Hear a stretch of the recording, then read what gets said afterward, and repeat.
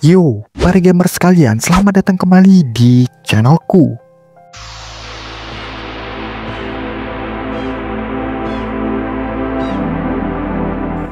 Jadi, kalian pasti pernah main game horor. Pernah nggak kalian ngebayangin ada sebuah game horor yang begitu disturbing? Sebuah game horor yang sampai-sampai dilarang di berbagai negara. Game yang nggak hanya nakutin nih karena jump scare atau monsternya, tapi justru karena psikologinya yang kelam. Dan ceritanya yang bikin merinding nih, sekaligus bikin gak nyaman kalau kita mainin. Hari ini kita bakalan sama-sama nih ngebahas salah satu game horor paling kontroversial di dunia, yaitu Rule of Rose. Game PS2 yang dianggap terlalu ngeganggu, bahkan untuk standar game horor. Tapi nih ya, sebelum kita masuk ke dalam pembahasan, yuk coba kalian tulis nih di kolom komentar. Menurut kalian game apa nih yang paling disturbing yang pernah kalian mainin? Atau denger namanya nih, siapa tahu kalian bisa kasih pembahasan di video selanjutnya.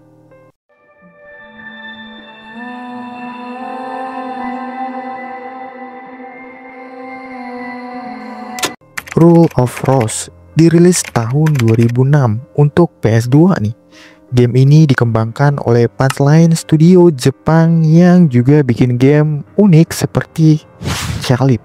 Sekilas nih ya, game ini terlihat seperti survival horror biasa dengan atmosfer mirip Silent Hill. Tapi kalian jangan salah nih, Rule of Rose jauh lebih berbeda. Game ini gak fokus sama monster aneh atau jump scare yang berlebihan. Jadi sebaliknya nih, game ini lebih menekankan psikologi kelam anak-anak, bullying ekstrim, trauma masa kecil, sampai kekerasan emosional yang bikin para playernya jadi gak nyaman buat mainin game ini. Dan inilah yang bikin Rule of Rose dianggap salah satu game horor paling disturbing sepanjang sejarah.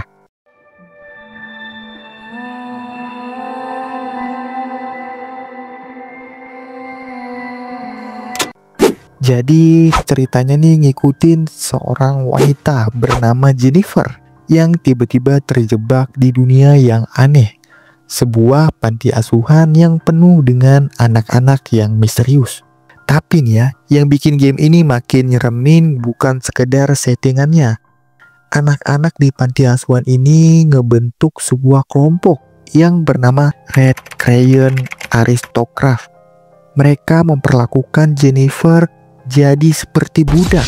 Jadi memaksakan Jennifer untuk ngelakuin hal-hal yang bisa dibilang mengerikan dan menjadikan ketakutannya sebagai hiburan.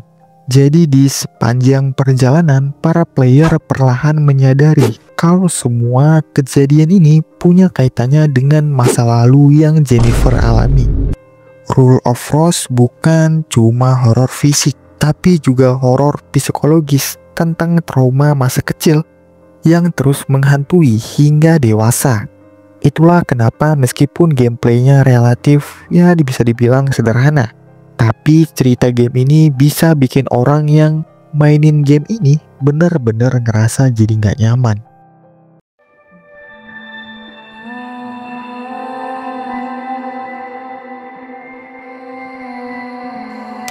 Kalau ngomongin gameplaynya ya, Rule of Rose sebenarnya punya elemen klasik survival horror.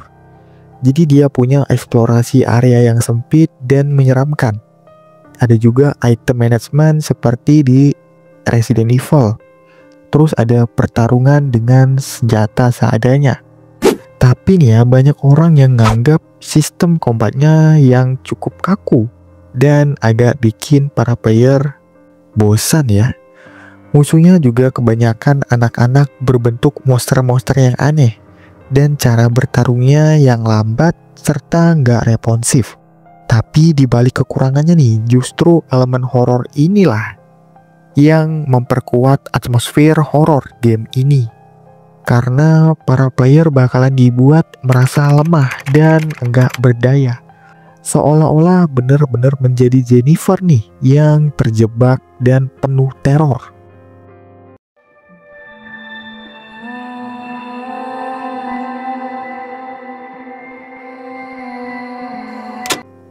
Sekarang kita bakalan masuk ke bagian paling menarik dan kontroversialnya. Rules of Rose sempat jadi pusat perhatian media dan pemerintah di Eropa. Nah, kenapa tuh? Karena ada laporan nih yang menyebutkan kalau game ini menampilkan pelecehan anak, kekerasan terhadap anak-anak, dan konten seksual yang disturbing. Padahal nih ya, kenyataannya sebagian besar laporan itu nggak dilebih-lebihkan. Banyak hal yang disalahartikan, mungkin karena tema game ini memang sangat sensitif. Tapi akibat kontroversi itu, Rule of Rose dilarang rilis di beberapa negara Eropa. Ada juga termasuk Inggris dan Italia. Bahkan di Jepang sekalipun game ini dijual sangat terbatas dan cepat menghilang dari pasaran. Inilah yang membuat Rule of Rose jadi game langka, dan sekarang versi fisiknya bisa dijual dengan harga jutaan rupiah di pasar kolektor.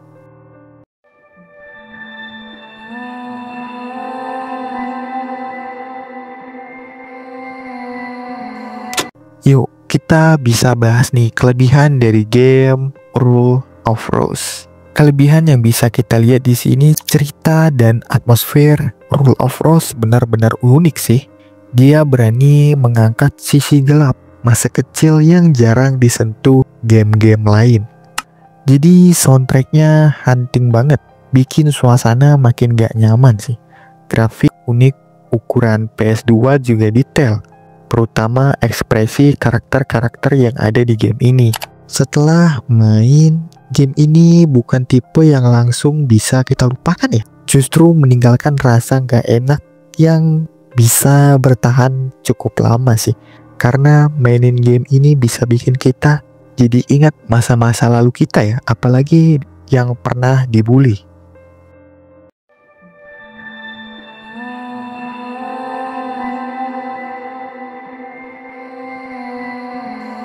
Jadi tentu aja nih, kalau ada kelebihan, pasti juga ada kekurangannya. Kombatnya agak lambat dan repetitif nih, bikin sebagian para player jadi frustasi. Terus game ini banyak cutscene panjang dan eksplorasi tanpa arah yang jelas. Jadi nggak semua orang bisa betah sih buat maininnya.